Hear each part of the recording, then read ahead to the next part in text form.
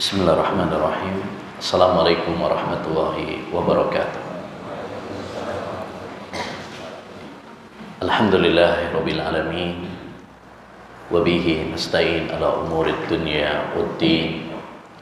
Wassalatu wassalamu ala asyrafil anbiya'i wal mursalin nabiyyina Muhammad wa ala alihi wa sahbihi ajmain wa man ihtada bihudah wattaba'a tharahu ila yaumiddin, amma ba'd.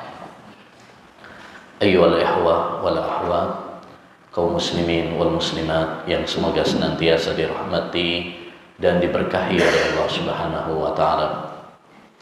Alhamdulillah, kita bersyukur kepada Allah Subhanahu wa taala yang telah menggerakkan hati kita, memudahkan langkah kita menuju tempat yang mulia ini, yaitu rumah-rumah Allah Subhanahu wa taala, majelis-majelis ilmu, taman dari taman-taman surga dunia, yang kita mohon kepada Allah Subhanahu wa taala agar mencurahkan rahmatnya dan barokahnya kepada kita semuanya, menambahkan ilmu yang bermanfaat, menumbuhkan amal saleh dalam kehidupan kita sebagai bekal untuk menghadap Allah Subhanahu wa ta'ala.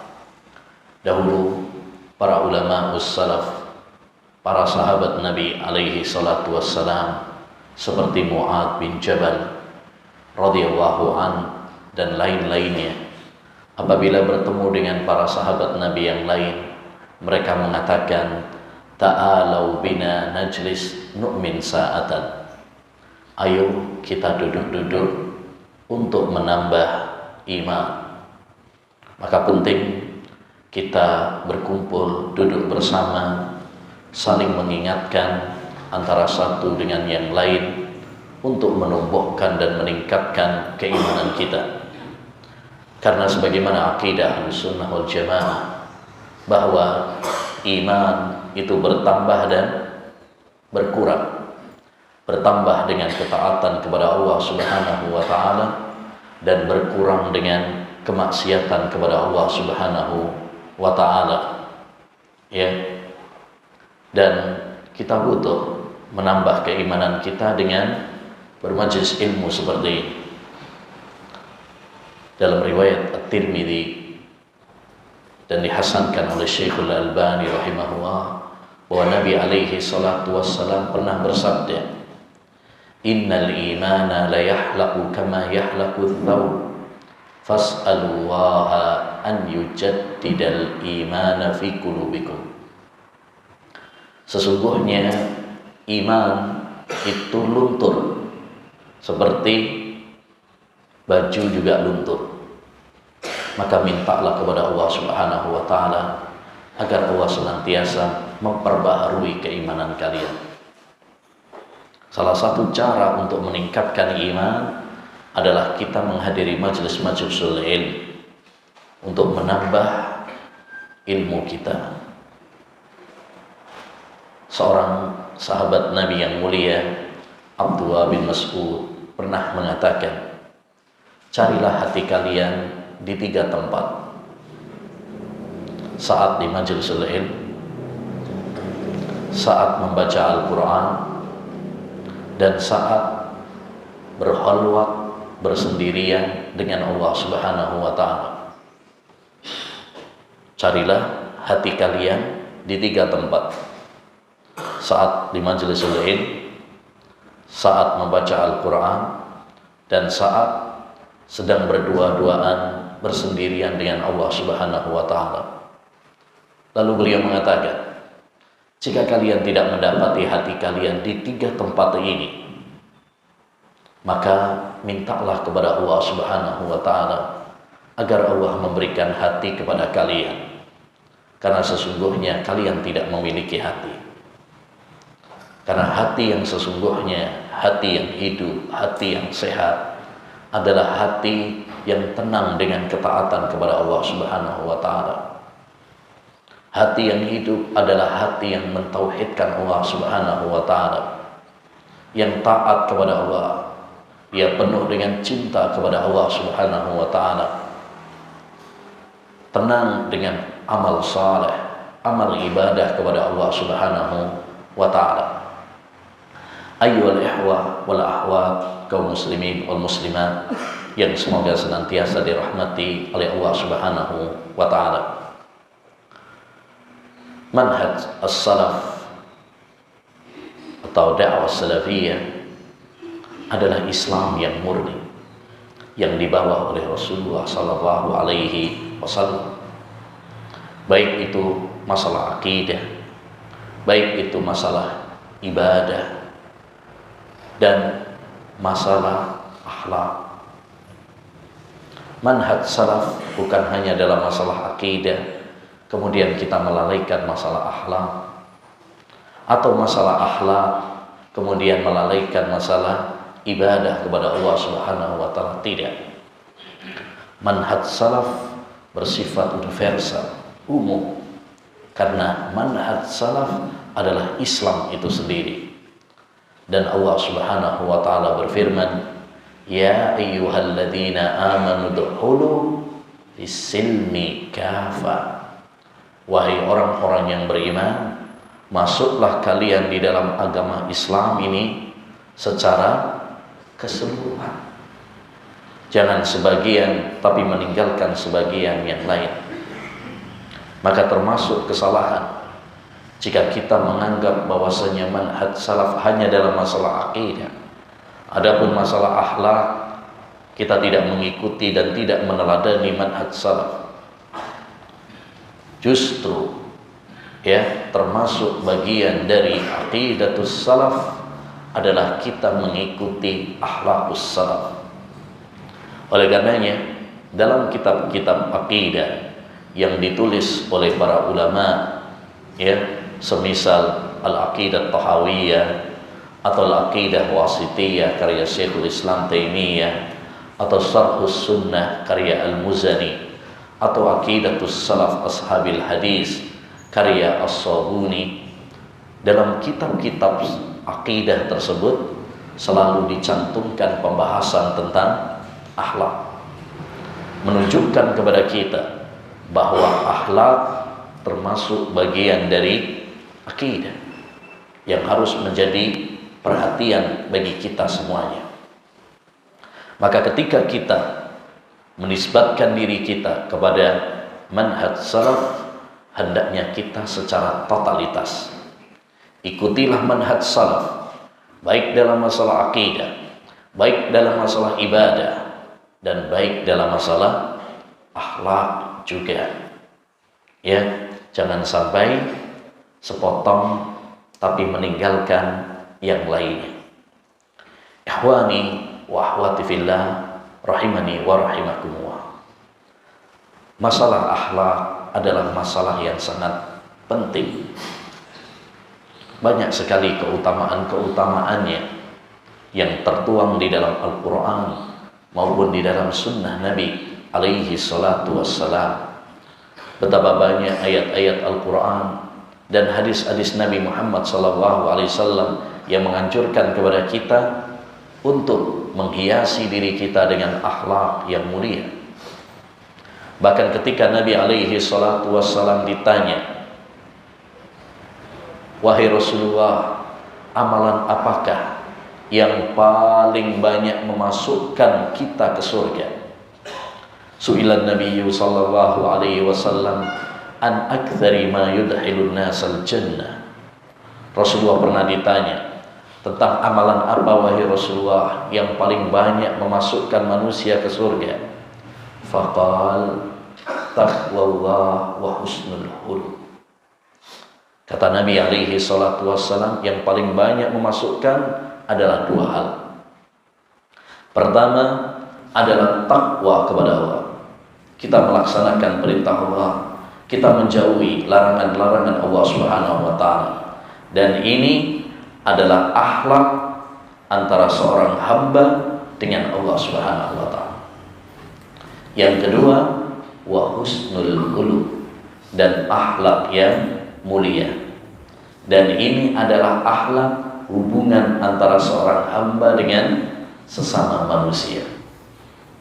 Maka hamba yang baik adalah hamba yang memperbaiki hubungannya dengan Allah dan hubungannya dengan sesama manusia. Hablum minallah wa hablum minan nas. Dia menjalin hubungan dengan Allah Subhanahu wa taala dengan baik dan menjalin hubungan dengan manusia pun dengan baik. Makanya akhlak terbagi menjadi dua. Yang pertama akhlak ya dengan Allah Subhanahu wa taala. Ya, dengan mentauhidkan Allah, beriman kepada Allah, taat kepada Allah Subhanahu wa taala, melaksanakan perintah-perintahnya dan menjauhi larangan-larangannya. Dan yang kedua adalah akhlak kepada manusia. Dan akhlak kepada manusia terkumpul dalam 3 hal, seperti yang dikatakan oleh Al-Imam Ibnul Mubarak rahimahullahu ta'ala, yaitu badlun nada wa kafful adha wa talaqatul wajh. Beliau mengatakan akhlak itu 3. Badlun nada, kamu berbuat baik kepada orang, baik berbuat baik dengan harta, baik berbuat baik dengan ya tahta, baik berbuat baik dengan tenaga. Apapun yang bisa kita lakukan untuk membahagiakan dan ya bermanfaat bagi orang lain, lakukanlah. Nabi bersabda, khairun nas anfa'uhum linnas. Sebaik-baik manusia adalah yang paling memberikan manfaat kepada orang lain. Nabi juga bersabda, inna min afdalil a'mal sururun tudhiluhu fi qalbi akhi. Termasuk amalan yang paling baik, kamu menyenangkan dan membahagiakan orang lain. Maka bahagia itu tatkala engkau membahagiakan orang lain. Yang kedua, ya, wa kafful adha, tidak menyakiti orang lain, baik dengan lisan kita ataupun tangan kita. Nabi SAW bersabda, al-muslimu man salimal muslimuna min lisanihi wa yadihi. Muslim yang baik itu adalah tatkala dia tidak menyakiti muslim yang lainnya, baik dengan lisannya atau dengan tangannya. Dan yang ketiga, wa talaqatul wajah. Akhlak kepada manusia itu diwujudkan dengan talaqatul wajah, dengan wajah yang berseri-seri, wajah yang ceria, wajah yang ramah ketika bertemu dengan orang lain. Kalau kita ketemu dengan tetangga, ketemu dengan teman kita, maka hendaknya murah senyum, ya, jangan bengis, jangan cemberut. Tabassumu kali ahi kalaka sadaqah. Senyummu kepada saudaramu adalah termasuk sedekah. Ya, kita menebarkan salam, berjabat tangan, senyum dengan mereka adalah akhlak yang mulia. Rasulullah SAW pernah bersabda, innal mu'mina idza laqiyal mu'mina fasallama alaihi wa akhadha bi yadihi tanasarat khatayahu kama yatanasaru waraqus syajar. Sesungguhnya seorang mukmin apabila bertemu dengan mukmin lainnya, lalu dia mengucapkan salam padanya dan berjabat tangan dengannya, rontok dosa-dosanya sebagaimana daun-daun rontok dari pohonnya. Jadi ini 3 hal yang merupakan bagian dari akhlak yang mulia, yang hendaknya bagi kita untuk berusaha ya menghiasi diri kita dengan akhlak yang mulia.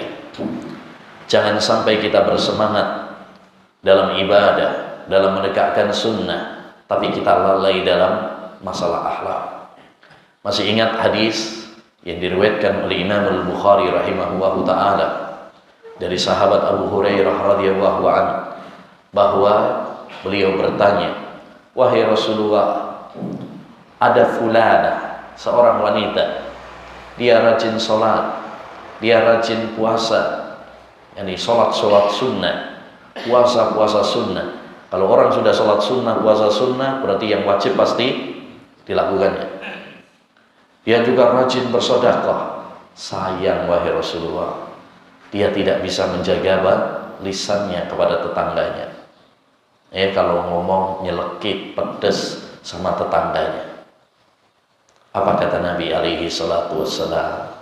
La khaira fiha, hiya finnar. Tidak ada baiknya wanita seperti itu, dia di neraka.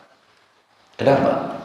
Karena dia hanya baik sama Allah Subhanahu wa ta'ala, tapi tidak baik dengan sesama manusia. Maka ini penting untuk kita perhatikan,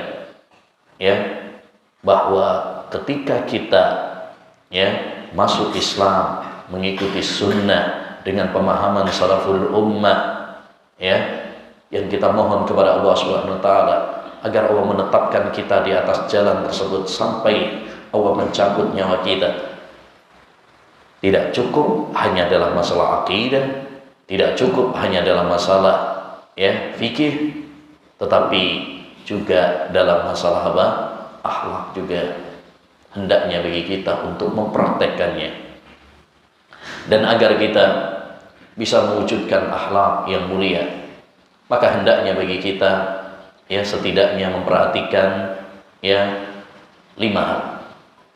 Yang pertama, hendaknya bagi kita memperkuat iman, karena akhlak terwujud dari akidah yang baik, dari iman yang sahih.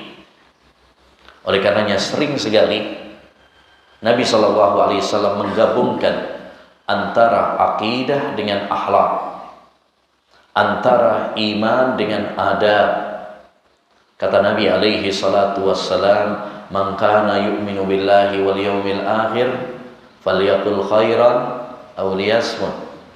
Siapa yang beriman kepada Allah dan hari akhir, ini akidah, falyaqul khairan aw liyasmut, hendaknya dia mengatakan yang baik atau diam, ini akhlak.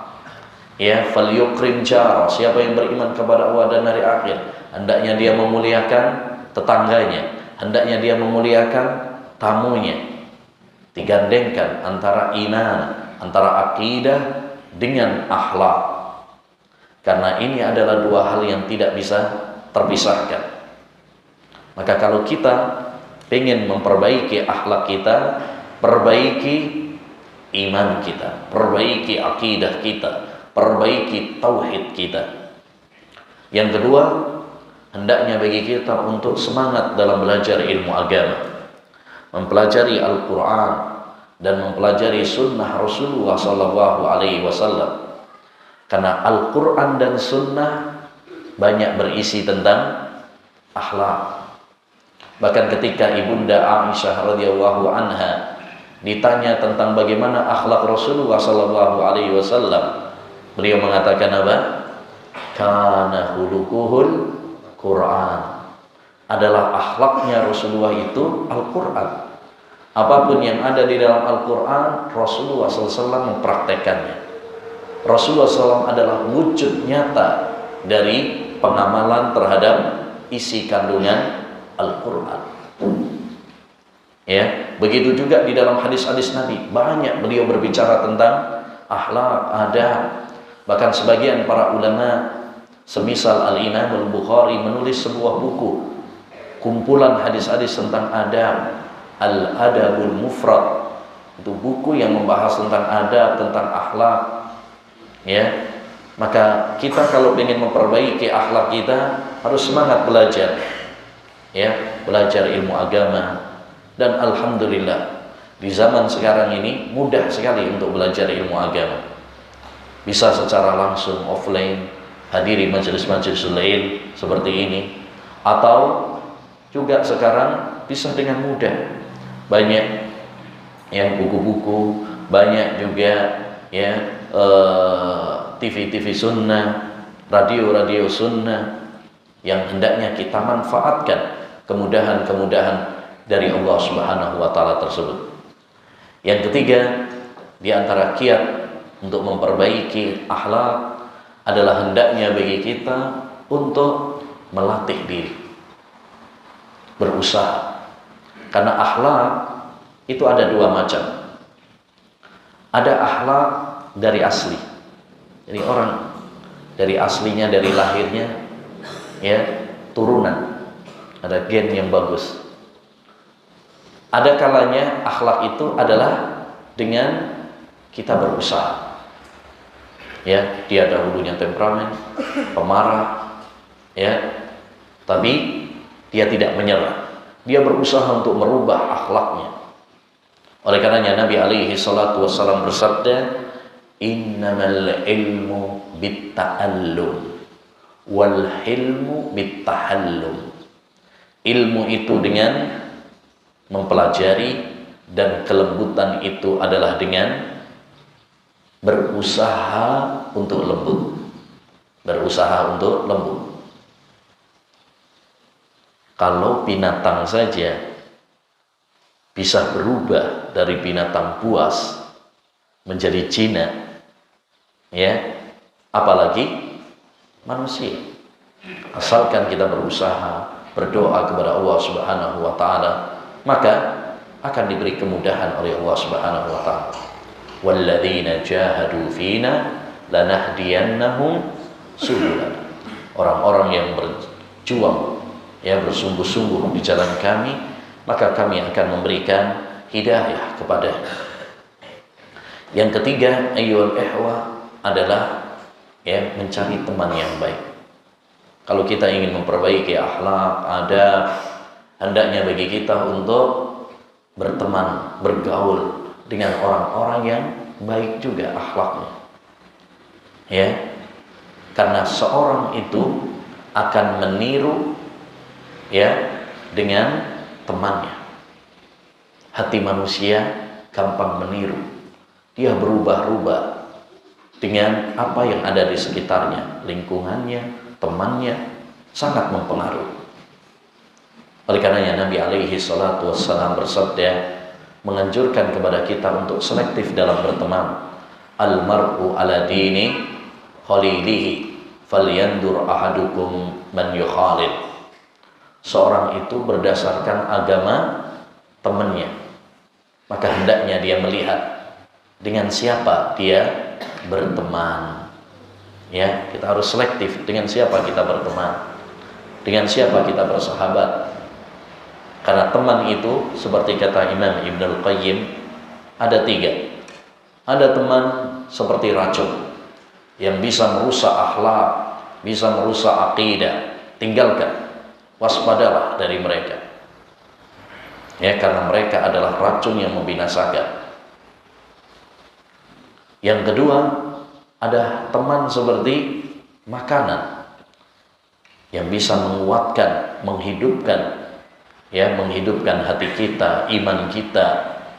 Maka carilah teman-teman seperti ini.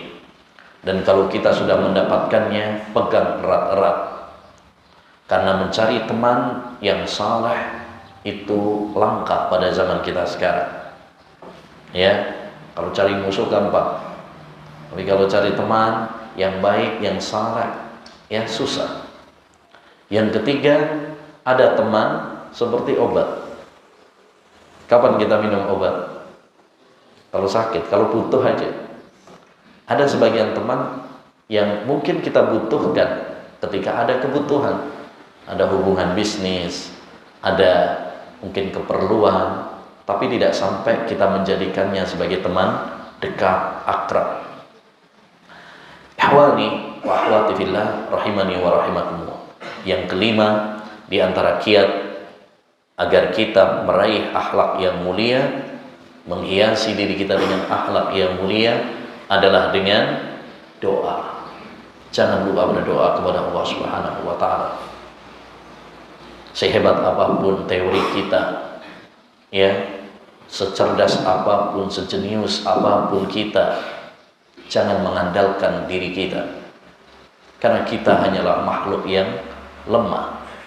Kita adalah makhluk yang hina, diciptakan oleh Allah dari air mani yang hina. Ketika kita nanti mati, kita menjadi bangkai yang bau. Dan kita selalu membawa kantong kotoran kemana-mana. Apa itu? Perut. Perut ini adalah tong sampah yang membawa kotoran kemana-mana. Lantas apa yang harus kita sombongkan? Tidak ada yang pantas kita sombongkan. Maka jangan pernah kita bergantung kepada diri kita. Minta kepada Allah Subhanahu wa taala, merengek kepada Allah Subhanahu wa taala. Salah satunya adalah minta agar Allah menganugerahkan akhlak yang mulia kepada kita. Di antara doa yang diajarkan oleh Nabi alaihi salatu wassalam, Allahumma hdini li ahsanil akhlaq la yahdi li ahsaniha illa anta wasrif anni sayyi'aha la yasrifu anni sayyi'aha illa anta. Kata Nabi alaihi salatu wassalam, ya Allah, berikanlah hidayah kepadaku untuk meraih akhlak yang mulia. Tidak ada yang memudahkannya kecuali hanya Engkau. Jauhkan aku dari akhlak yang buruk. Tidak ada yang bisa menjauhkannya dariku kecuali hanya Engkau. Ini 5 hal yang hendaknya bagi kita untuk memperhatikannya agar Allah memberikan rezeki kepada kita akhlak yang mulia.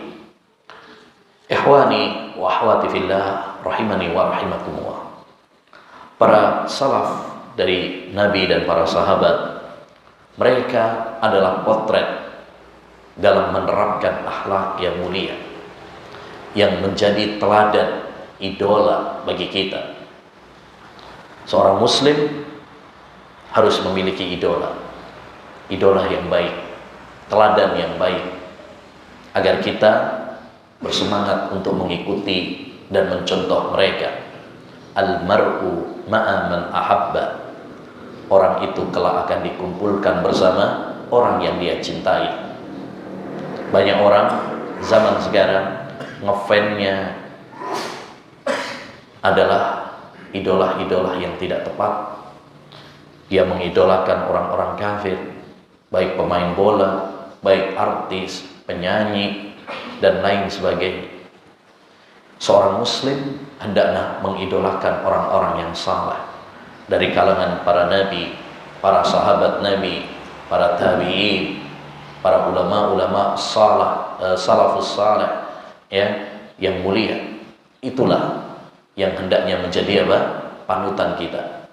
Ulaika abai faji'ni bimithlihim idza jama'atna ya jarirul majami'u.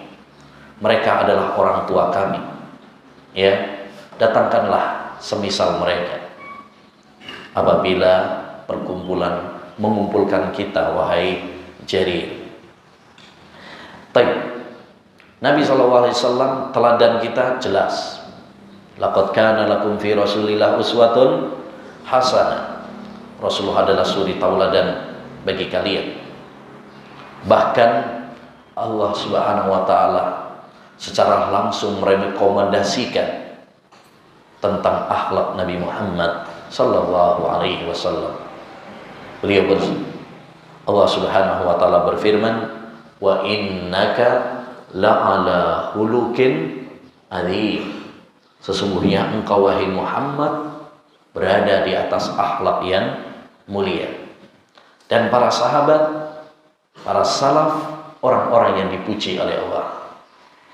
Allah berfirman tentang mereka, radhiyallahu anhum wa radu an. Allah ridho kepada mereka, mereka pun ridho kepada Allah Subhanahu wa ta'ala. Nabi pun sering memuji mereka. Khairun nasi qarni summa alladhina yalunahum summa alladhina yalunahum. Sebaik-baik manusia adalah generasiku, kemudian generasi setelah mereka, dan kemudian generasi setelah mereka. Maka hendaknya bagi kita untuk bersemangat mengikuti jejak mereka, mencontoh bagaimana akidah mereka, bagaimana ibadah mereka, bagaimana akhlak mereka. Ada beberapa contoh yang perlu kita tiru bagaimana akhlak-akhlak para salaf. Yang pertama adalah keikhlasan mereka dalam beramal, dalam beribadah kepada Allah Subhanahu wa ta'ala. Kita tahu bahwasanya ikhlas adalah pondasi utama dan syarat mutlak diterimanya amal ibadah. Tidak diterima oleh Allah Subhanahu wa ta'ala suatu amal ibadah yang dilakukan oleh hamba jika tidak dibangun di atas pondasi keikhlasan. Ya, Rasulullah sallallahu alaihi wasallam pernah bersabda, "Innamal a'malu kalwi'a, idza saluhat asfaluhu saluha a'la, wa idza fasada asfaluhu fasada a'la." Sesungguhnya amal hamba itu seperti bejana. Kalau bawahnya bocor, maka percuma engkau tuangkan air di atas. Tapi kalau bawahnya bagus, nggak bocor, maka ketika kau tuangkan air di atasnya bermanfaat. Gelas ini, botol ini, kalau bawahnya bocor, nggak ada manfaatnya, tumpah. Begitu juga amal ibadah yang kita lakukan. Jika pondasi niatnya bocor, rapuh, riya, sum'ah, tidak ada manfaatnya amal ibadah yang dilakukan oleh hamba. Ya, maka hendaknya bagi kita untuk apa? Memperhatikan keikhlasan dalam ibadah kita. Seorang ulama salaf pernah berpesan, "Inna a'malakum qalilah fa ahlisu fi hadzal qalil." Sesungguhnya amal kalian itu sedikit, maka ikhlaskan pada yang sedikit ini. Jangan sudah amalnya dikit, gak ikhlas lagi. Ya, dan ikhlas ini berat. Orang sekelas Sufyan Ats-Tsauri rahimahullahu ta'ala, beliau pernah mengatakan, "Ma'alajtu syai'an asadda alayya min niyati." Tidak ada yang lebih berat bagi saya daripada apa? Menata niat saya. Tidak ada amalan yang lebih berat bagi saya daripada menata niat. Maka hendaknya bagi kita berupaya untuk menutup celah-celah riya. Setiap kali seorang menutup pintu riya, dia nanti muncul dari lubang yang lain. Harus kita berusaha untuk menutup semuanya. Bagaimana caranya? Dengan berdoa kepada Allah SWT agar Allah memberikan keikhlasan. Ya, kemudian membaca ayat-ayat dan hadis-hadis Nabi Sallallahu Alaihi Wasallam yang menganjurkan agar kita ikhlas dan memperingatkan kita, mewanti-wanti kita ya dari penyakit-penyakit riya, sum'ah dan lain sebagainya. Dan yang ketiga, hendaknya bagi kita berusaha untuk merahasiakan, menyembunyikan amal ibadah kita semampu mungkin. Zubair bin Awam, seorang sahabat Nabi alaihi salatu wassalam, pernah mengatakan, "Man istata'a minkum an takuna lahu khabi'atun min amalin salih falyaf'al."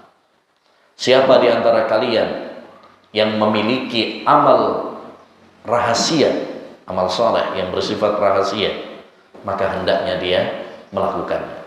Ini kalau kita bisa merahasiakan amal ibadah kita, lakukan. Dulu para ulama salaf seperti yang disebutkan oleh Al-Quraibi, kanu yastahibbuna ayyakuna lirrajuli khabi'atun min amalin salih la ta'lamuhu zawjatuhu wala aulad. Dahulu para ulama salaf menganjurkan agar orang itu memiliki amal saleh yang bersifat rahasia, yang tidak diketahui oleh istrinya, bahkan anak-anaknya nggak tahu. Ya, untuk menjaga keikhlasan. Jangan dikit-dikit pamer, dikit-dikit ya mengviralkan tentang amal ibadah kita. Kalau kita bisa untuk menyembunyikannya, tentu itu adalah yang lebih baik. Yang kedua, di antara contoh potret ya akhlak para salafus saleh adalah semangat mereka dalam mengikuti sunnah Rasulullah sallallahu alaihi wasallam. Ini juga adalah syarat diterimanya amal ibadah. Yang kedua, tidak diterima amal ibadah kita kalau kita tidak meneladani dan tidak mengikuti apa yang telah dicontohkan oleh Rasulullah sallallahu alaihi wasallam. Kata Nabi alaihi salatu wassalam, "Man amila amalan laisa alaihi amruna fahuwa radd." Barang siapa yang mengamalkan suatu amalan yang tidak ada contohnya dari kami, maka amalan tersebut tertolak, sia-sia, nggak diterima sama Allah Subhanahu wa ta'ala. Oleh karenanya para salaf mereka mewasiatkan kepada kita agar semangat mengikuti Nabi alaihi salatu wassalam. Ya, kata Sufyan Ats-Tsauri rahimahullahu ta'ala, "Ini istata'ta alla tahukka ra'saka illa bil azari faf'al." Kalau kamu bisa untuk tidak menggaruk kepalamu kecuali dengan sunnah Nabi alaihi salatu wassalam, maka lakukanlah. Artinya, sebisa mungkin engkau mengikuti sunnah Nabi SAW, walaupun dalam masalah-masalah yang kecil, remeh. Ya, kalau kita bisa beribadah semuanya berdasarkan dalil, berdasarkan sunnah Nabi alaihi salatu wassalam, lakukanlah. Karena dengan mengikuti Nabi alaihi salatu wassalam, disitulah keselamatan, disitulah keberkahan, disitulah kebahagiaan. Kata Imam Malik rahimahullah, "As-sunnatu kasafinati Nuh." Sunnah Nabi itu bagaikan kapalnya Nabi Nuh. "Man raqibaha najah wa man lam yarkabha urid." Siapa yang menaikinya maka dia akan selamat, dan siapa yang tidak menaikinya maka dia tidak akan selamat, dia akan tenggelam. Ya. Bahkan para ulama salaf dahulu mereka menganjurkan kepada kita untuk mengikuti sunnah Nabi Shallallahu Alaihi Wasallam, ya, walaupun sedikit, tapi mengikuti sunnah Nabi jauh lebih baik daripada banyak tapi tidak mengikuti sunnah Nabi. Kualitas lebih baik daripada kuantitas. Ya, mereka mengatakan al-iktisadu fis sunnah khairun minal ijtihadi fil bid'ah. Sederhana tapi sunnah lebih baik daripada semangat banyak tapi di atas kebid'ahan. Ya, maka ini salah satu akhlak salaf yang mulia, yaitu bersemangat mengikuti sunnah Rasulullah sallallahu alaihi wasallam. Maka kita harus bersemangat dalam mempelajari sunnah Nabi, dalam mengamalkan sunnah Nabi, dan berpegang teguh dengan sunnah Nabi alaihi salatu wassalam, istiqamah di atasnya, ya, sampai ajal menjemput kita. Al-mutamassiku bisunnati yawma idzin kal qabidi 'alal jamal. Orang yang berpegang teguh dengan sunnahku di akhir zaman bagaikan orang yang memegang bara api. Harus sabar, harus kuat, harus tegar. Ya, apapun omongan orang nggak usah dipedulikan selama kita berjalan di atas kebenaran. Yang ketiga, di antara akhlak, potret akhlak salaf, mereka semangat dalam menuntut ilmu. Kita tahu semuanya, banyak ayat-ayat dan hadis-hadis Nabi Shallallahu Alaihi Wasallam yang memberikan motivasi semangat kepada kita untuk belajar ilmu agama supaya kita bisa beribadah kepada Allah dengan benar, supaya kita tahu mana rute yang mengantarkan kita menuju surga dan mana rute yang mengantarkan kita menuju neraka. Man salaka tariqan yaltamisu fihi ilman sahhalallahu lahu bihi tariqan ilal jannah. Barang siapa yang menempuh perjalanan dalam rangka menuntut ilmu agama, ilmu Al-Quran dan Sunnah, maka Allah SWT akan memudahkan langkahnya menuju surga. Maka kita harus bersemangat dalam mempelajari ilmu ini dan banyak berdoa kepada Allah Subhanahu wa Ta'ala.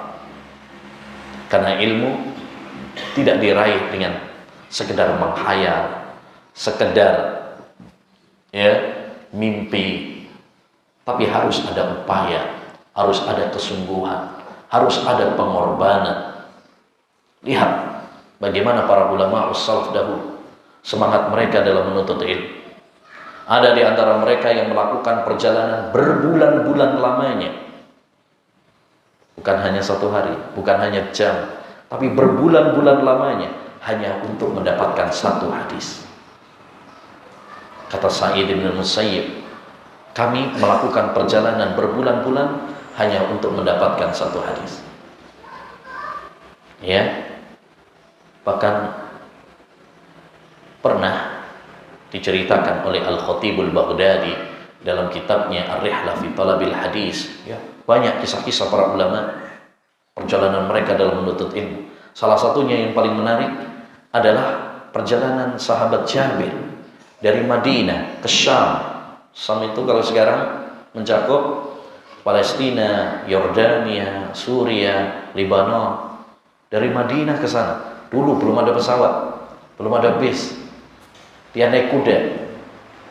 1 bulan nyampe sana, bertemu dengan Abdullah bin Unais, seorang sahabat Nabi yang mulia, untuk mendengar hadis darinya. Setelah itu pulang. Berarti PP perjalanan saja 2 bulan hanya untuk mendapatkan satu hadis. Ada di antara mereka juga semangat mereka dalam belajar ilmu agama, mereka semangat baca, baca kitab. Ada yang sampai khatam berkali-kali. Al-Imam Al-Muzani rahimahullahu ta'ala, muridnya Imam Syafi'i, beliau mengatakan, qara'tu risalata sab'ina marrah. Aku membaca kitab Ar-Risalah karya gurunya, yaitu Al-Imam Syafi'i, 70 kali khatam. 70 kali diulang-ulang terus. Fama min marratin illa wastafattu faidatan jarida. Setiap kali aku membaca, aku mendapatkan faedah baru yang belum aku dapatkan sebelumnya. Kita satu khat sekali aja belum pernah. Ini belum sampai 70 kali khatam. Ada yang kitab Al-Mughni 15 jilid itu khatam 20 kali. Semangat mereka. Ada yang kemana-mana bawa kitab baca. Bahkan sebagian ulama itu sampai saking seringnya baca kitab sambil jalan, sampai ada yang masuk got. Dan ada yang seperti itu kemudian sakit meninggal karena tersungkur. Yang menarik juga ada diceritakan oleh Al-Jahid, dia mengatakan adalah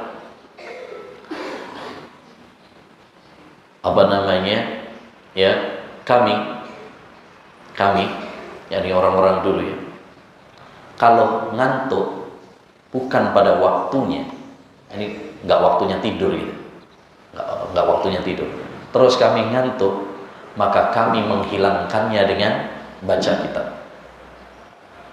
mengusir ngantuknya dengan baca kitab.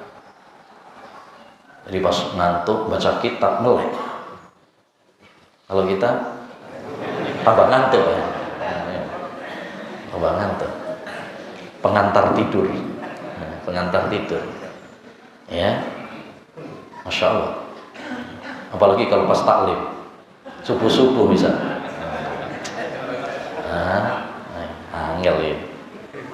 Nah, padahal Imam Ibnul Qayyim rahimahullah mengatakan dalam kitabnya Zadul Ma'ad, an-nu'asu fi majalisil ilmi minasyaitan. Ngantuk dalam majelis ilmu itu adalah dari setan. Dari setan. Nah, kalau ada yang ngantuk, nah itu. Nah, dari setan berarti. Baik. Dahulu para ulama salaf mereka juga bersemangat dalam menghadiri majelis-majelis ilmu.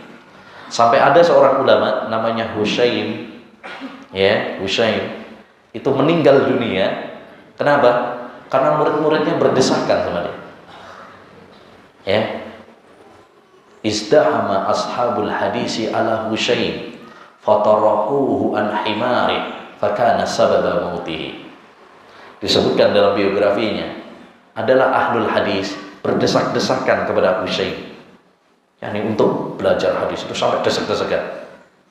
Ya, akhirnya beliau pun jatuh dari khimarnya dan meninggal dunia.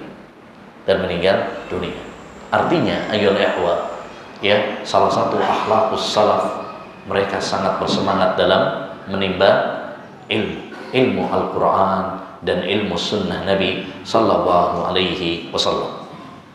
Yang keempat, di antara potret dari akhlaqus salaf adalah mereka sangat menjaga persaudaraan, persahabatan, persatuan di antara mereka.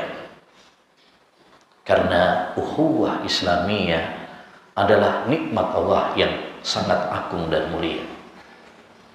Wadhkuru nikmatallahi alaikum idh kuntum a'da'an fa'allafa baina qulubikum fa'asbahtum binikmatihi ikhwana. Ingatlah nikmat Allah Subhanahu wa taala kepada kalian. Tatkala dahulu kalian bermusuh-musuhan. Dahulu suku Aus, suku Khazraj sebelum didatangi oleh Nabi sallallahu alaihi wasallam, sebelum Nabi hijrah ke Madinah, itu tawuran terus. Perang terus bertahun-tahun lamanya. Kemudian Allah Subhanahu wa taala melembutkan hati kalian. Dan dengan nikmatnya kalian menjadi umat yang bersaudara. Ya, bahkan kita kenal ya, ada Muhajirin dan Ansar, persahabatannya luar biasa.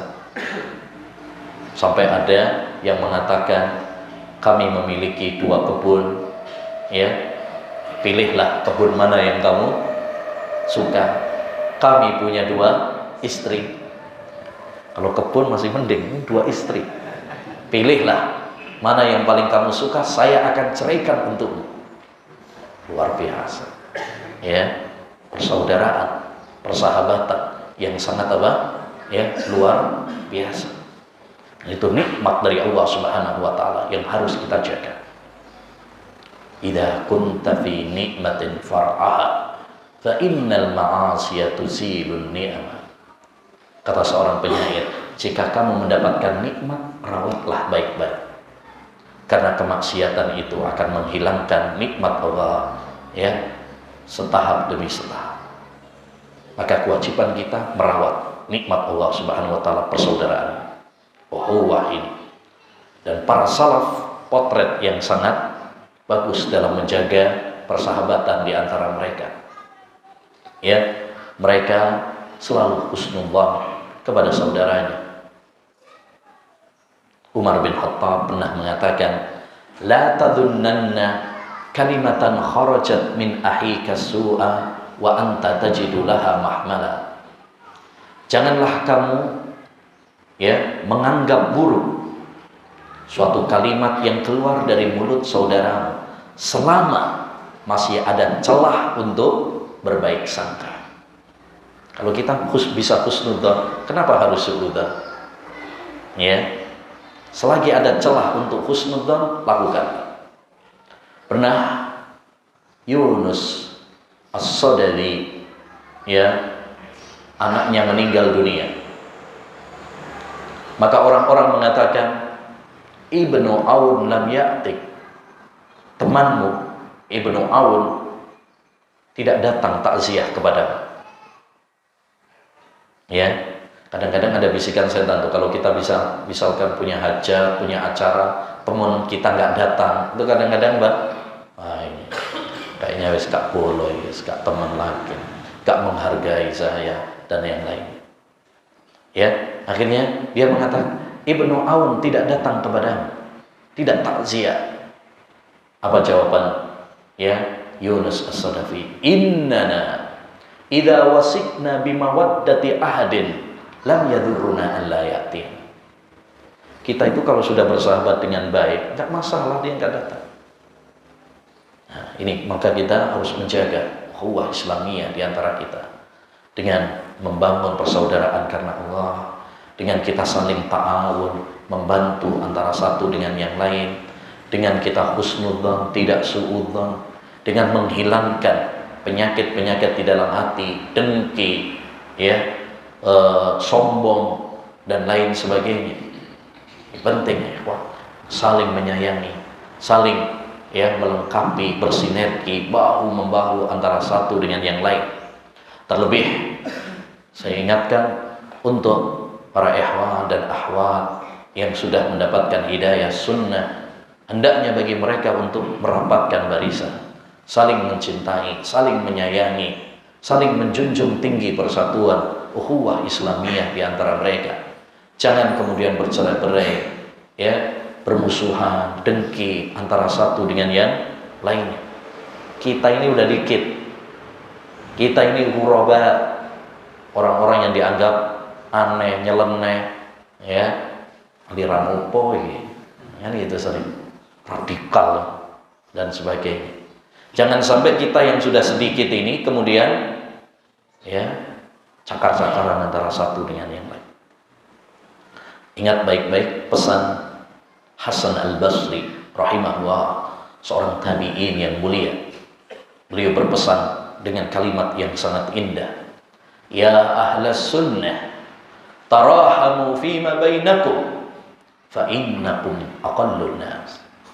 Wahai ahlus sunnah, hendaknya kalian saling menyayangi di antara kalian, karena kalian adalah orang yang paling sedikit jumlahnya. Ya, kita ini udah dikit. Dalam kaidah bahasa Arab, al-musaghar la yusaghar. Isim yang sudah dikecilkan nggak bisa dikecilin lagi. Kitab kalau dikecilin, kitab kecil jadinya kutayyib. Kalau sudah kutayyib nggak bisa dikecilin lagi.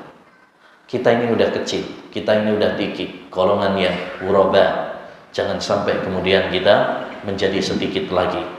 Ya. Nah, kemudian yang kelima di antara ya akhlaqus salaf adalah mereka sangat khawatir, takut dari fitnah. Ya, baik fitnah syubhat maupun fitnah syahwat. Karena fitnah itu ada dua. Ada fitnah syubhat, kerancuan-kerancuan pemikiran berupa kekufuran, kesyirikan, kebid'ahan, ya, yang dilontarkan oleh para penyeru-penyeru kebatilan, kesesatan yang mengajak kepada neraka jahanam. Ya, fitnah-fitnah syubhat yang menggoncang aqidah, ya, membuat keraguan di dalam iman dan hati seseorang. Yang kedua adalah fitnah syahwat, syahwat kepada harta, syahwat kepada tahta, syahwat kepada wanita. Ya, para ulama ussalaf mereka sangat apa? Takut dengan dua fitnah ini, baik fitnah syubhat maupun fitnah syahwat. Ya, maka kita harus menghindari diri, harus berupaya menjauh dari fitnah. Nabi bersabda, innas sa'ida laman junibal fitan. Orang yang bahagia itu adalah orang yang dijauhkan dari fitnah. Dan Nabi juga bersabda tentang fitnah yang paling besar di akhir zaman, fitnah Dajjal. Man sami'a bid-Dajjal falyan'a anhu. Siapa yang mendengar tentang Dajjal maka menjauhlah, jangan dekat-dekat. Maka ya para ulama ussalaf dahulu pun demikian, khawatir terhadap fitnah syubhat dan syahwat ini.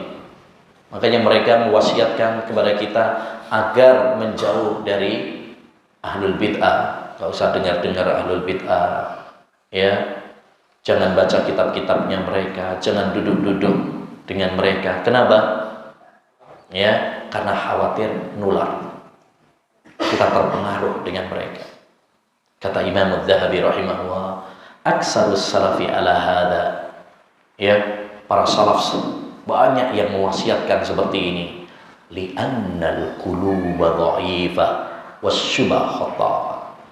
Karena hati itu lemah, sedangkan syubhat kencang menerpa. Kencang menerpa. Maka sayangi hati kita, sayangi iman kita. Ya, jangan kemudian mendekati fitnah. Ya, kalau kita mendapati fitnah, menjauh. Ya, dahulu Amir bin Rabi'ah pernah mengatakan, kala terjadi fitnah di zaman Utsman bin Affan, yaitu orang-orang mengepung rumah Utsman bin Affan, mengkudetanya, maka ayahku mengatakan, ya, dan beliau adalah seorang sahabat Nabi alaihi salatu wassalam, dia mengatakan kepada kami, aufiquni bil hadid fa inni majnun. Ikatlah aku dengan besi karena aku gila. Ya. Dan setelah selesai terbunuh Utsman bin Affan, maka dia mengatakan, alhamdulillah yang menyelamatkan aku dari fitnah. Kenapa beliau minta untuk diikat? Supaya nggak ikut-ikutan dalam fitnah. Ya, setelah selesai fitnah tersebut, beliau bersyukur karena bukan bersyukur karena terbunuhnya Utsman, ya. Beliau bersyukur tidak terlibat dalam fitnah kudeta kepada Utsman bin Affan. Mereka, ya, sangat takut kalau terlibat di dalam apa? Fitnah-fitnah. Keselamatan adalah tatkala kita menjauh dari fitnah. Oleh karenanya, hal yang perlu kami ingatkan kepada diri kami dan kepada para ikhwan sekalian, hindari fitnah. Hindari fitnah. Jangan sibukkan diri kita dengan fitnah. Sibukkan diri antum dengan hal-hal yang bermanfaat, dengan menuntut ilmu, dengan beramal, amal saleh, beribadah, dengan berdakwah, dengan hal-hal yang bermanfaat. Tinggalkan qila wa qal, ya, pembahasan-pembahasan yang tidak bermanfaat, yang hanya memecah belah di antara kita. Ya, famin husni islamil mar'i tarkuhu ma la ya'ni. Ya, termasuk kebaikan Islam seseorang meninggalkan yang tidak bermanfaat baginya. Dan di antara akhlak para salaf adalah mereka sangat takut kepada Allah Subhanahu wa ta'ala. Dan ini adalah ciri khas para salaf. Mereka adalah generasi yang sangat takut kepada Allah Subhanahu wa ta'ala. Innama yakhshallaha min ibadihil ulama. Sesungguhnya yang takut kepada Allah Subhanahu wa ta'ala adalah orang-orang yang berilmu. Semakin berilmu, semakin takut kepada Allah Subhanahu wa ta'ala. Makanya sahabat Abdullah bin Mas'ud pernah mengatakan, kafa bihosyatillahi ilma. Cukuplah sebagai rasa takut kepada Allah sebagai ilmu.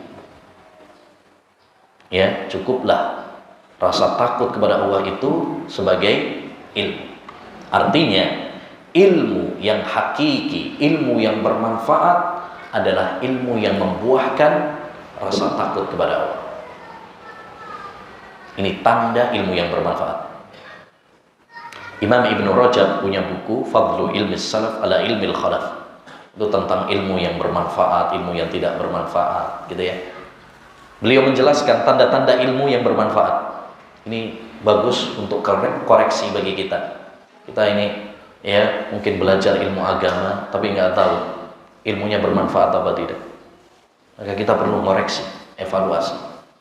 Beliau menyebutkan tanda ilmu yang bermanfaat setidaknya 3. Yang pertama, ilmu tersebut membuahkan rasa takut kepada Allah. Semakin dia belajar, dia takut sama Allah SWT. Dimanapun dia berada, kapanpun, dia merasa diawasi sama Allah Subhanahu wa ta'ala.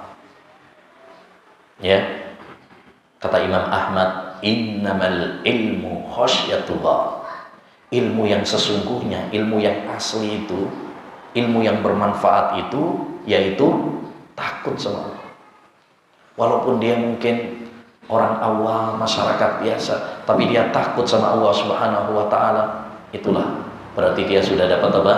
Ilmu. Mungkin dia nggak banyak hafalan, mungkin dia nggak banyak baca kitab, ya, tapi kalau dia takut sama Allah Subhanahu wa ta'ala, berarti dia telah mendapatkan ilmu yang bermanfaat. Tapi Masya Allah, dia punya hafalan yang banyak, baca kitab banyak, tapi tidak takut sama Allah Subhanahu wa ta'ala, terutama saat sendirian. Nah, ini berarti nggak punya ilmu yang bermanfaat. Karena ilmu yang sesungguhnya adalah ilmu yang menumbuhkan rasa takut sama Allah Subhanahu wa ta'ala. Tanda yang kedua, ilmu yang bermanfaat itu adalah ilmu yang diamalkan. Ilmu yang diamalkan. Semakin dia berilmu, dia semakin bersemangat untuk mengamalkan ilmunya. Apalah artinya sebuah ilmu? Banyaknya hafalan, luasnya cakrawala pengetahuan, kalau tidak diamalkan. Orang Yahudi, ahli filsafat, mereka juga memiliki pengetahuan yang luas, tapi nggak ada manfaatnya karena tidak diamalkan. Dan tanda ilmu yang bermanfaat yang ketiga adalah ilmu tersebut, ilmu yang menjadikan kita semakin ingat sama akhirat, ingat sama kematian, tidak lalai dengan gemerlapnya dunia, tidak tertipu dengan fata morgana dunia. Ini ilmu yang bermanfaat. Makanya Nabi alaihi salatu wassalam, apabila Nabi alaihi salatu wassalam ketika beliau ditanya ayyul mu'minina aqyas, Rasulullah, siapakah orang yang paling cerdas itu? Maka beliau menjawab, aktsaruhum dzikran lil maut wa ahsanuhum isti'dadan lima ba'da, yaitu mereka orang yang sering mengingat kematian dan paling bersemangat mempersiapkan bekal untuk setelah kematian. Yang ketujuh, di antara potret akhlaqus salaf, mereka gampang memaafkan. Karena semua orang pasti pernah punya salah. Mereka tidak memiliki dendam. Mereka bersih hatinya. Allah berfirman tentang orang-orang yang beriman dalam surat Ali Imran ayat 134, wal kadhiminal ghaidha wal 'afina 'anil nas wallahu yuhibbul muhsinin. Orang-orang yang beriman itu mereka al-kadhiminal ghaid. Apa al-kadhiminal ghaid?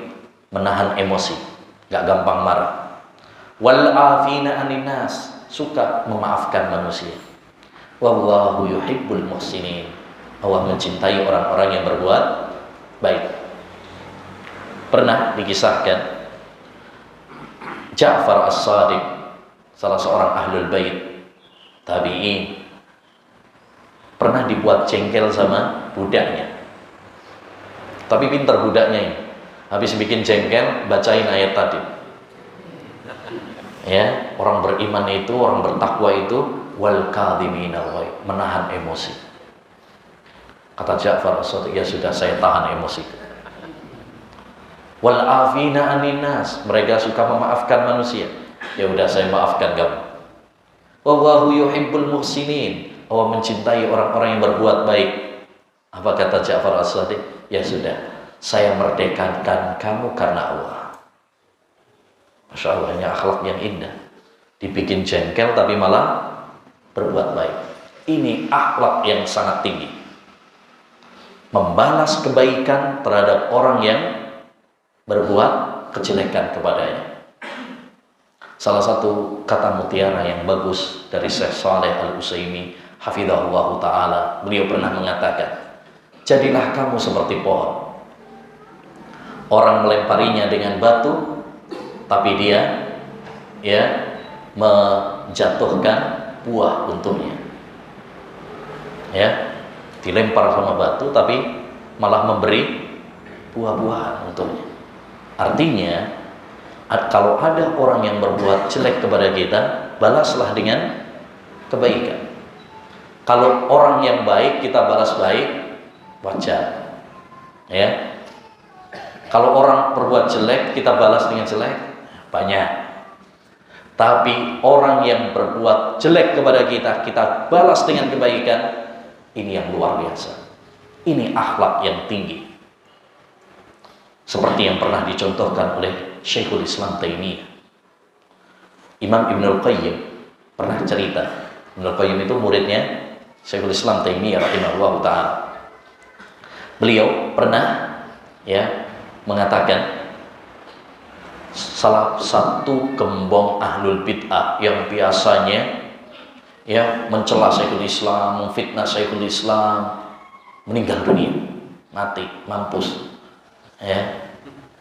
Senang saya, gembira. Akhirnya saya sampaikan itu kepada guru saya, Ibnu Taimiyah. Berharapnya Ibnu Taimiyah bakal senang. Kita kalau misalkan ada orang yang suka musuhi kita terus mati atau kecelakaan, alhamdulillah, kapok muka Pak. Gitu ya. Nah, dia berharap seperti itu. Tapi ternyata Syekhul Islam malah marah kepada. Kemudian mengatakan, tunjukkan kepada aku mana rumahnya. Ayo kita datang ke sana. Takziah. Sampai ke sana takziah, keluarganya dihibur. Bahkan Syekhul Islam mengatakan, saya yang akan menanggung kebutuhan kalian. Masya Allah. Padahal orang ini yang meninggal ini dulu selalu memfitnah Syekhul Islam, selalu menghina Syekhul Islam, melecehkan Syekhul Islam Taimiyah. Tapi beliau bukan pendendam. Maka ini salah satu akhlak yang sangat penting, ikhwan. Bersihkan hati kita dari segala dendam, iri hati, hilangkan. Memiliki hati yang bersih adalah akhlak para penduduk surga.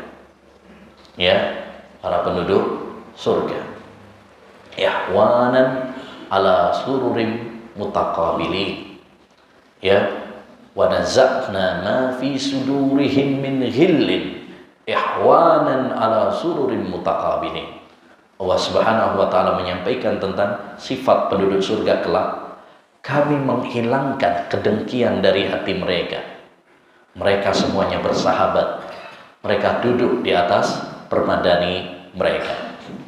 Dan di antara akhlak para salaf, mereka adalah wara', berhati-hati dalam berfatwa. Fatwa artinya menjelaskan tentang agama.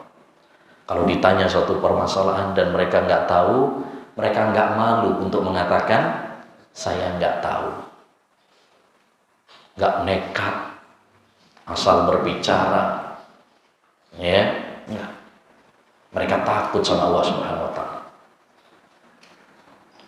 Pernah seorang datang kepada Imam Malik rahimahullah. Dia dari Andalus. Andalus itu Spanyol kan, jauh. Dulu Spanyol itu kota ilmu, Pak. Banyak ulama-ulama dari Andalus, Ibnu Hazm, Qurtubi, itu dari Andalus. Itu kota ilmu dulu. Sekarang kota bola.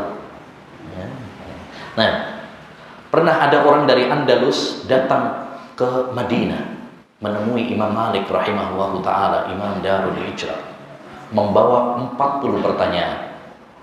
Tapi yang dijawab cuma 4. Yang lainnya Imam Malik mengatakan saya nggak tahu jawabannya. Orang yang nanya tersebut marah. Wahai Imam, ini titipan banyak orangnya, perjalanan juga jauh. Nanti apa kata saya kalau saya pulang, mereka tanya kepada saya, bagaimana jawabanmu? Kata Imam Malik, ya udah, bilang aja kepada mereka, Malik nggak tahu jawabannya. Oh gimana lagi, orang nggak ngerti jawabannya. Subhanallah. Ini menunjukkan kehati-hatian Imam Malik rahimahullah.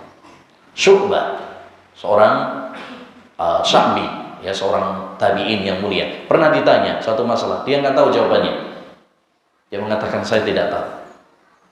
Lalu yang bertanya mengatakan, wahai Sya'bi, apa kamu nggak malu mengatakan saya tidak tahu? Ya, padahal engkau adalah ulamanya ahli Irak. Dia mengatakan, kenapa saya mesti malu? Malaikat aja nggak malu ketika mengatakan, ya la ilma lana illa ma 'allamtana. Ya Allah, kami tidak memiliki ilmu kecuali apa yang engkau ajarkan kepada kami. Ya, malaikat aja nggak malu, ngapain saya malu? Maka ini ayyul ikhwah, ini perlu kita juga belajar. Kadang-kadang kita ini baru belajar dikit, udah banyak yang lancang berbicara di atas kapasitasnya. Berbicara masalah-masalah besar, ya, berbicara masalah-masalah yang diperdebatkan oleh para ulama, diperdebatkan para asatidzah, seakan-akan kita adalah hakimnya. Jangan, nggak usah masuk dalam masalah-masalah yang bukan bidang. Ya, man takallama fi ghairi fannih ata bil ajaibi. Dahulu seorang ulama mengatakan, siapa yang berbicara di luar dari kapasitasnya, yang bukan bidangnya, maka dia akan memunculkan keanehan-keanehan, kenyelenehan-kenyelenehan. Ya, nah, yang terakhir di antara akhlaqus salaf, mereka ya adalah orang-orang yang istiqamah dan thabat, tegar dalam kebenaran. Allah Subhanahu wa taala berfirman, "Fastamsik billadzi uhiya ilaik innaka 'ala siratim mustaqim." Berpegang teguhlah kamu dengan apa yang diwahyukan oleh Allah kepadamu, yaitu Al-Qur'an dan Sunnah. Sesungguhnya engkau berada di atas jalan yang lurus. Para ulama as-salaf, orang-orang yang tegar, orang-orang yang istiqamah, ya, di atas siratal mustaqim, jalan yang lurus, di atas Islam, di atas sunnah. Walaupun mereka mendapatkan resiko, mendapatkan tantangan, tudingan, bahkan siksaan, tapi itu tidak mengguncang akidah mereka, iman mereka. Mereka tetap kuat karena keimanan yang menancap di dalam diri mereka. Lihat Khabbab ibn al-Arad, seorang sahabat Nabi yang disetrika punggungnya, ya, agar dia murtad dari agama Islam, tapi dia tetap kuat. Lihat Sumayyah yang ditusuk oleh Abu Jahal hingga ke farjinya, tapi ya dia tetap kuat mempertahankan agamanya. Lihat Bilal, lihat para ulama semisal Imam Ahmad bin Hanbal yang cambuk, disiksa, dipenjara, ya, atas akidah Al-Quran kalamullah ghairu makhluk, tapi beliau tetap tegar. Lihat Syekhul Islam Taimiyah yang mondar-mandir dimasukkan di penjara, tapi beliau malah mengatakan bahwasanya penjara adalah suatu kenikmatan baginya.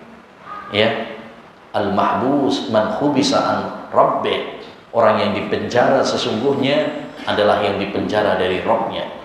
Ya, beliau lihat juga para ulama-ulama yang lain. Imam Malik rahimahullah ta'ala pernah disiksa oleh pemimpin saat itu sampai dicopoti jempolnya, kukunya.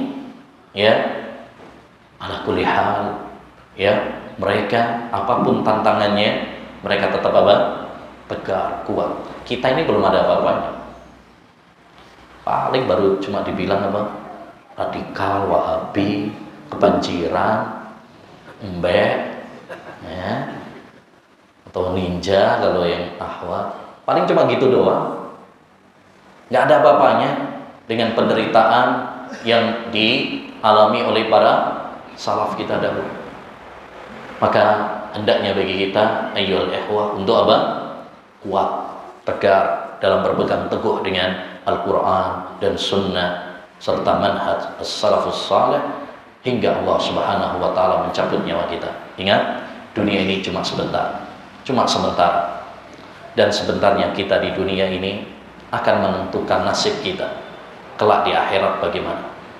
ya, maka hendaknya kita sabar, hendaknya kita tegar, hendaknya kita kuat, ya, sampai ajal menjemput kita. Udah lebih 10 menit. Baik, demikian ayyuhal ikhwah wal akhwat yang semoga dirahmati oleh Allah Subhanahu wa taala, yang bisa kita kaji pada kesempatan yang berbarokah ini. Mudah-mudahan apa yang telah kita pelajari bermanfaat bagi kita semuanya, ya, menambah ilmu bagi kita, menambah iman bagi kita, dan kita bisa mengamalkannya dalam kehidupan kita. Amin ya rabbal alamin. Apa selanjutnya? Ada yang tanya atau saya yang tanya?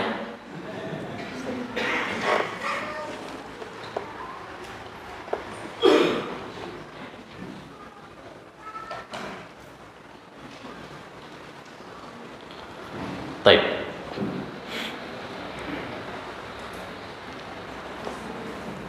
Kita ambil 3 aja pertanyaan, habis itu saya yang tanya. Nah, udah cukup 3.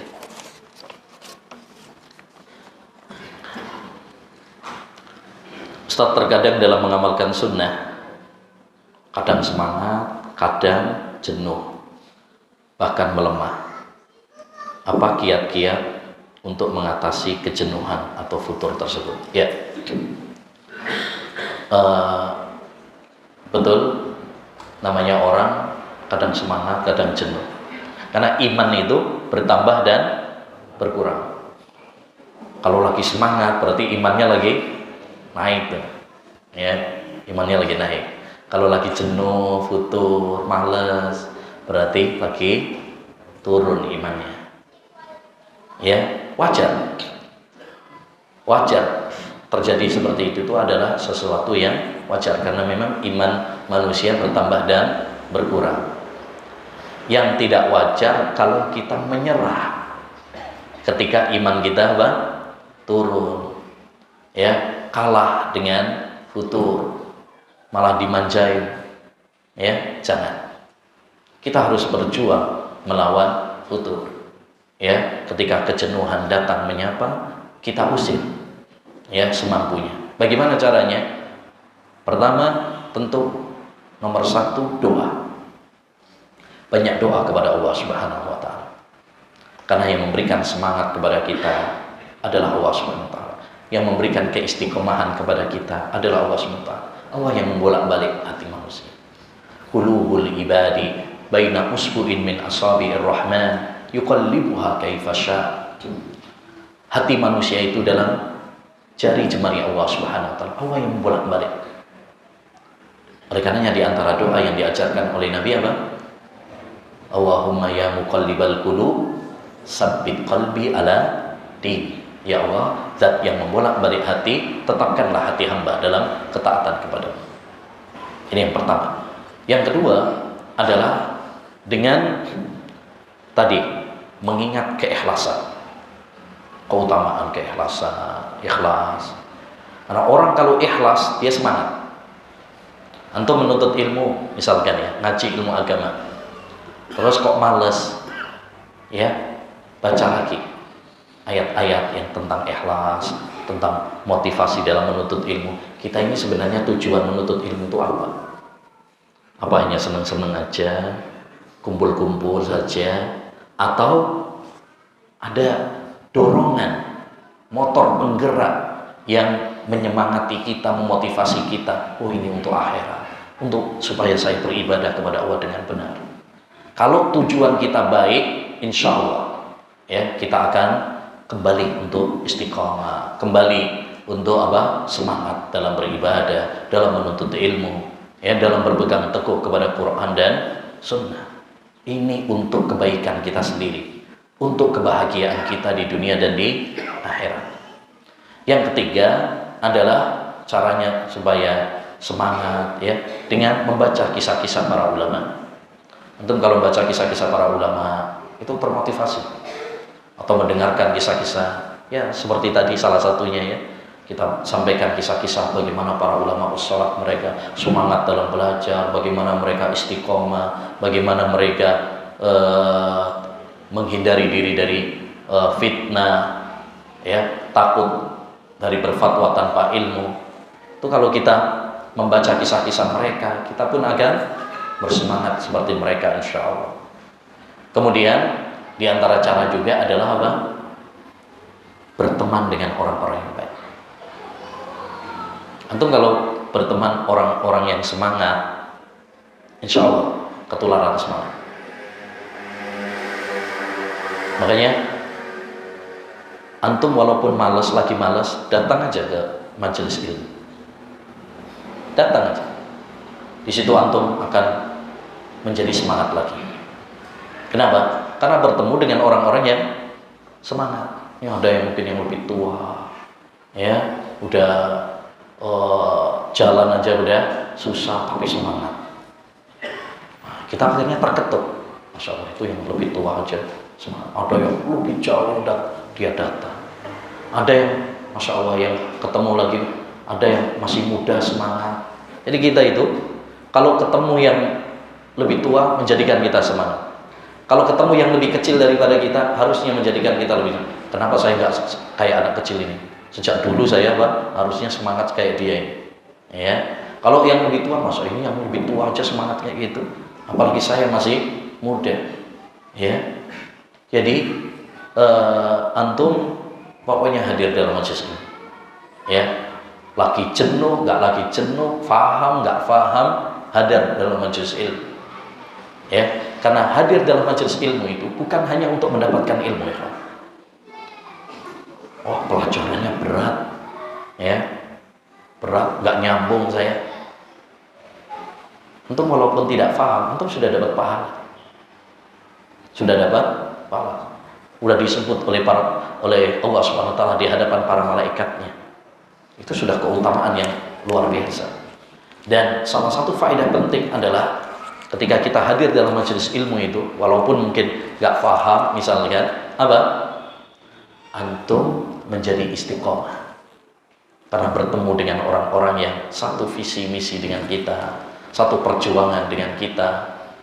Ya, pernah datang kajian di suatu tempat, ada salah satu ustadz kita dulu, ya, yang dulu ngajar kita, hadir, ya, dari grogi gitu. Ustaz, kok hadir dalam kajian? Ya, ana sih jadi malu. Dia bilang apa? Ya Ustaz, ya kita hadir dalam majelis bukan cuma sekedar apa? Mendapatkan ilmu aja, tapi supaya ya biar tetap istiqomah. Biar tetap apa? Istiqomah. Ini penting sekali. Ya, tetap hadir dalam majelis ilmu walaupun ya kita lagi males, ya. Walaupun ngantuk wis gak apa-apa wis. Ya.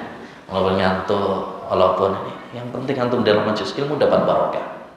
Pernah ada satu kisah menarik, ya, Syekh Ibnu Taimiyah rahimahullah taala dalam suatu kajiannya, biasanya beliau itu interaktif.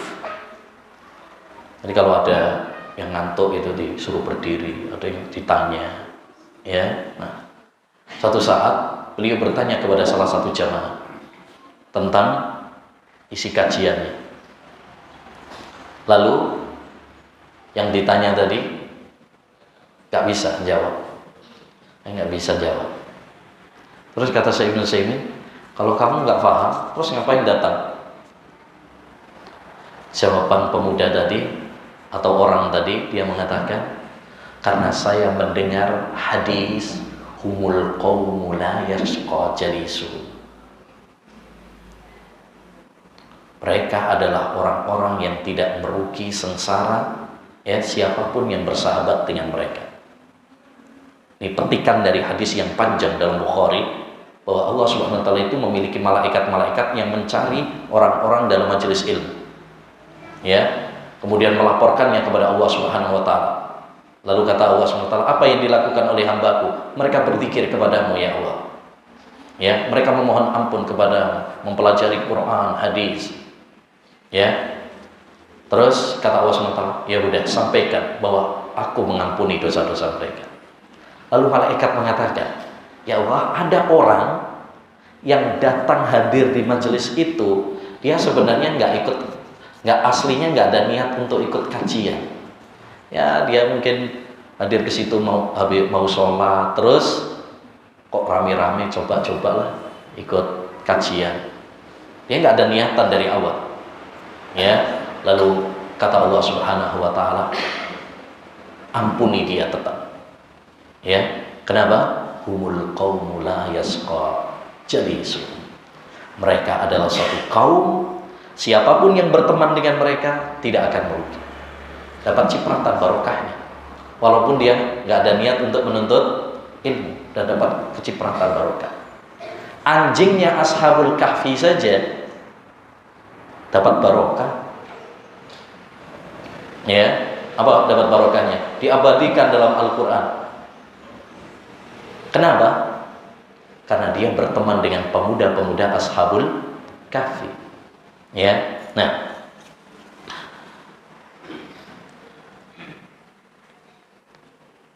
apakah akhlak dan karakter adalah hal yang sama, dan apakah karakter yang buruk dapat dirubah? Ya. Ya, akhlak atau karakter itu ada dua. Tadi sudah kita singgung juga. Ada yang tabi'i, memang aslinya bawaan asli. Ya, bapaknya dulu orang yang dermawan, nurun ke anaknya. Ada yang sifatnya seperti itu. Ya, yang kedua adalah yang muktasabah, yang bisa diraih dengan usaha. Bisa diraih dengan usaha. Dulunya dia temperamen, ngamuan, tapi setelah ngaji, ya, dia berusaha untuk apa? Lembut, sayang, ya. Dulu main kasar sama keluarganya, ya, bawel dikit langsung tamper, misalkan, ya. Setelah dia ngaji, bagaimana akhlaknya Rasulullah SAW, ya, dia berusaha untuk apa?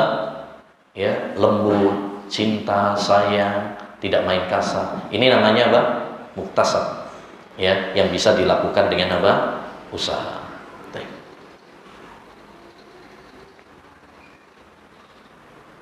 Oh, panjang banget ini, apa ini? Curhat.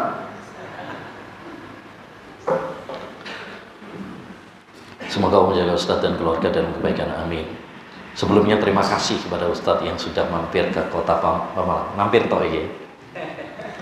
Dimana jarang sekali disinggahi oleh Ustaz-Ustaz, ya, kibar, ya, udah ini Ustaz Limuran kibar, ya, badannya kibar.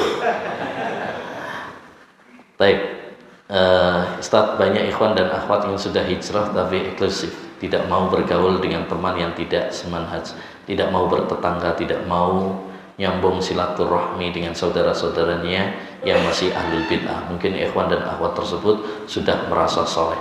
Bagaimana mungkin kita merasa soleh sedangkan belum pasti juga, ya, ada sholat kita yang diterima oleh Allah, dan belum pasti juga maksiat kita diampuni. Bagaimana dengan fenomena seperti ini? Tadi sudah kita sampaikan bahwa teman itu ada 3. Ya, ada teman seperti, ya, racun. Nah, ini hindari. Ya, hindari. Ada teman seperti makanan yang bisa menjadi nutrisi bagi kita. Jadikan ini sebagai teman akrab kita, teman karib kita. Dan ada teman seperti obat, ya, bergaulnya sesuai kebutuhan saja. Ya, nah, dengan masyarakat dia ahlul bid'ah, ya, jangan jadikan mereka sebagai teman akrab. Kalau mereka ahlul bid'ah, apalagi yang sampai menyebarkan syubhatnya, hindari. Tapi kalau memang kita ada keperluan, seperlunya saja, tidak mengapa. Rasulullah SAW kadang juga, ya, berhubungan sosial dengan orang-orang kafir, Yahudi. Bahkan Rasulullah SAW menggadaikan baju besinya dengan orang Yahudi, gitu kan? Nah, tapi itu secukupnya saja. Namanya orang dalam bermasyarakat macam-macam, ada yang kafir, ada yang ahlul bid'ah. Kalau cuma sekedarnya saja, ya, karena memang ada kebutuhan, ada masalah. ya, tapi menjadikan mereka sebagai teman dekat, teman curhat. Jangan kecuali orang-orang yang baik, orang-orang yang saleh. Ya, jadi kita dengan masyarakat pertengahan dalam hubungan kita dengan masyarakat. Jangan ya kebablasan, jangan juga nggak mau gaul sama sekali, nggak mau nyapa, nggak mau salam, setiap ketemu sama mereka pasang taring, sangar, ya, dan mengira itulah akhlak yang baik, akhlakus salaf. Tentu tidak, ya, tentu tidak. Rasulullah SAW tadi beliau suka senyum, bahkan kata sahabat Jabir, ma ra'ani Rasulullah SAW illa tabassam, tidaklah Rasulullah melihat saya kecuali beliau tersenyum. Ya, hukum asalnya seperti itu. Tapi ya seperti tadi yang saya sampaikan, orang itu harus apa? Pertengahan. Jangan di kamar terus nggak mau gaul. Ya, namanya orang. Ya, bermasyarakat. Ya, bermasyarakat butuh nyapa, salam. Hak sebagai muslim lakukan. Sebagai muslim, hakul muslim alal muslimi sittun. Hak seorang muslim terhadap muslim yang lainnya ada. Nah, dia masih muslim apa enggak? Kalau dia masih muslim, berikan haknya. Kalau ketemu salam, kalau dia sakit jenguk, ya, kalau dia meninggal dunia, sholati, antarkan jenazahnya ke kuburan, ya, dan sebagainya. Hak sebagai seorang muslim lakukan, tunaikan. Ya. Jadi tapi juga jangan kebablasan. Kalau dia misalkan ada bid'ahnya, jangan dijadikan sebagai teman kari. Nanti kita malah ketularan dia. Maka kita harus pertengahan. Kuper, kurang pergaulan jangan. Koper, korban pergaulan juga jangan. Jangan kuper dan jangan koper, tengah-tengah. Ya. Kadang kita dalam masyarakat seperti itu. Satu sisi kalau nggak bergaul dengan masyarakat salah, eksklusif, wah ini eksklusif gitu, ya. Tapi kebablasan, terlalu gaul, akhirnya apa? Ada sebagian itu sampai kebablasan, akhirnya pas bid'ah ikutan juga. Alasannya apa? Oh, kita harus bermasyarakat, kita harus bijaksana. Ini kebablasan namanya. Antum kalau yang tidak bertentangan dengan syariat, silahkan bermasyarakat. Misalkan ya ada kerja bakti, antum ikut kerja bakti, nggak ada masalah. Supaya apa? Kelak nanti orang tidak menganggap kita, wah ini tuh ya orang yang terus. Selama itu tidak bertentangan dengan syariat, lakukan. Ya, sehingga orang ketika misalkan ngundang yang bid'ah kok kita nggak hadir misalkan, dia tahu kita bukan orang yang inklusif. Ya, cuma dalam hal-hal yang bertentangan dengan syariat kita nggak ikut, orang akan paham. Buktinya kalau kerja bakti dia datang, nah gitu. Jadi kita harus pertengahan dalam masalah apa? Bermasyarakat ini.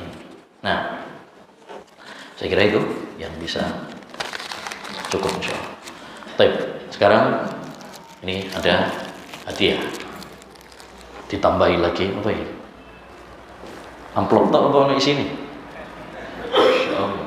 Ini sendiri-sendiri atau digabung? Wah, kebanyakan kayaknya kalau digabung. Baik, ini aja. Nanti dia suruh milih duit atau ilmu. Testing. Ayo, ya nanti kalau nggak boleh. Dia nanti milih dunia atau milih ilmu. Baik. Pertanyaan pertama. Antum yang milih ya. Biasanya banyak yang angkat tangan, bingung juga saya. Pertanyaan pertama. Tadi kita sampaikan perkataan Imam Ibn Mubarak bahwa akhlak kepada manusia terkumpul dalam 3 hal. Nggak boleh lihat buku.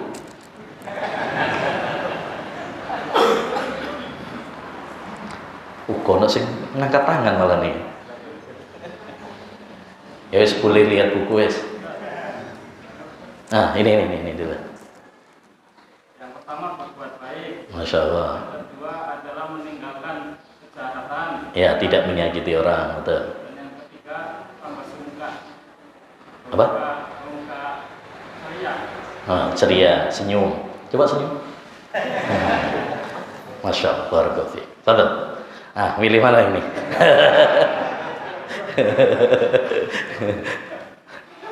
Ayo. Milih ini, Ustaz.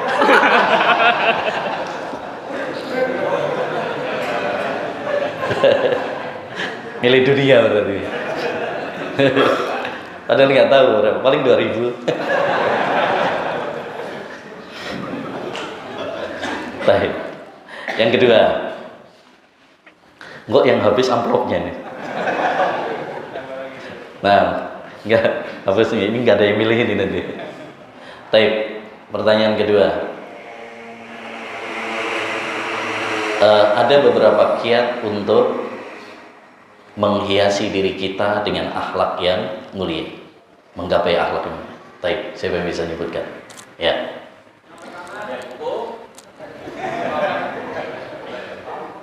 Ya, nggak boleh lihat, ngelirik dikit nggak apa-apa.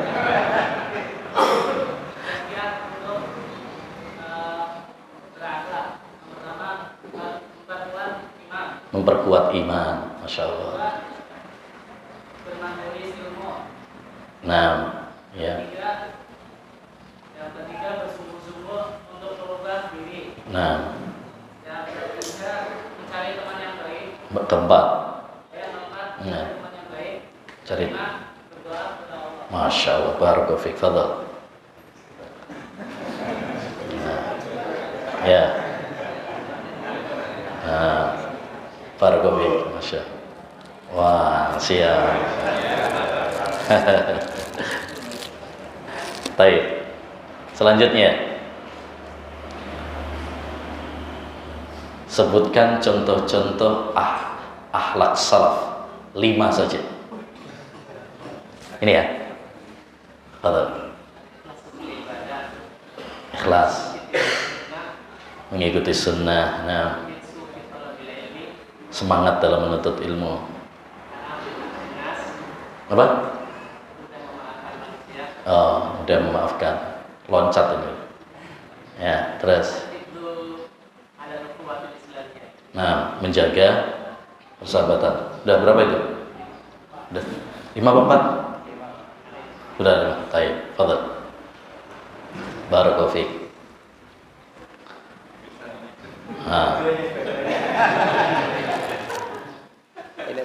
Fadhil. Barakallahu fiik. Selesai, baik. Baik, selanjutnya. Siapa yang bisa menyebutkan 5-nya lagi selain dari beliau? Jangan ngulang, ya.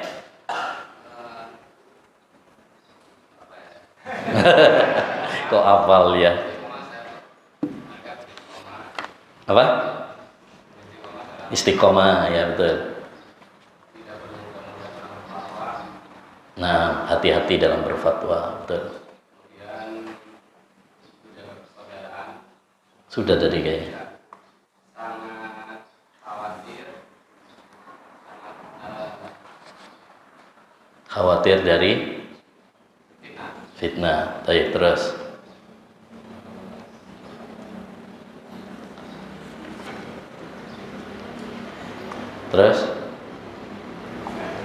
Terus nabrak ya, terus. Takut kepada Allah Subhanahu wa taala. Masya Allah, barakallahu fiik. Fadhil. Baik, selanjutnya.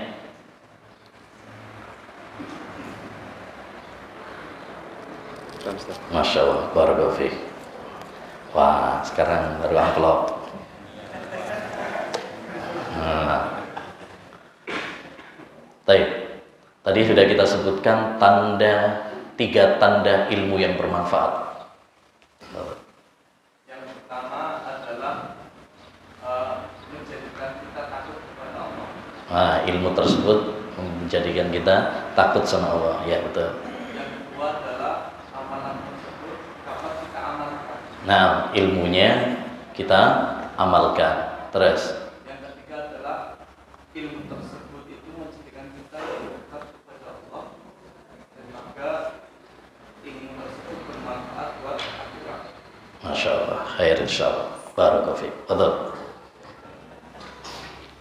Baik, masih ada 2 ya yang belum dapat. Nah, masih ada kesempatan. Sing akhwat nggak dapat. Nah. Baik, nanti kan suaminya yang ngasih. Repot akhwat gimana? Ada mic-nya di sana? Susah. Baik. Selanjutnya apa Ustaz? Udah habis nih. Yang tentang futur, Zat. Cara berlepas dari futur yang tadi pertama. Cara-cara supaya istiqomah dan tidak futur gitu. Ketika kita malas, biar semangat lagi. Gimana caranya? Masya Allah. Terus, cicit tok. Ikhlas. Terus, kita harus mencari teman yang soleh. teman yang soleh. Satu lagi. Yang penting itu mana? Doa kan? Oh iya, doa. Karena doanya saya ngasih tahu, tak kurangi. Ya. Betul.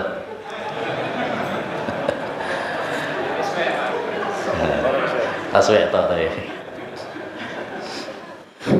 Baik, yang terakhir, siapa yang paling tua di sini?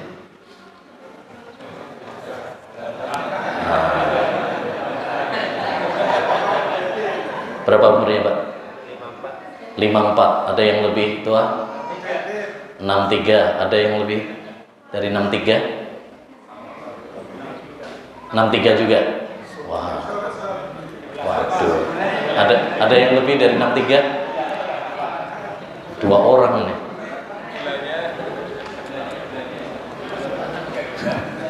Ada lagi, satu lagi? Pertanyaan. Enggak.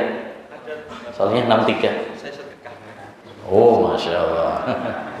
Fadal. Siapa nih yang 63? Siapa tadi Pak? Ini, Fadal. Sama itu Pak?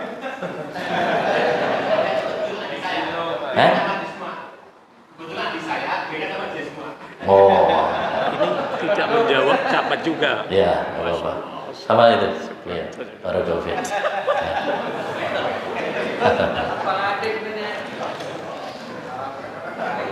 Ya, al-barakatu fi akabirikum.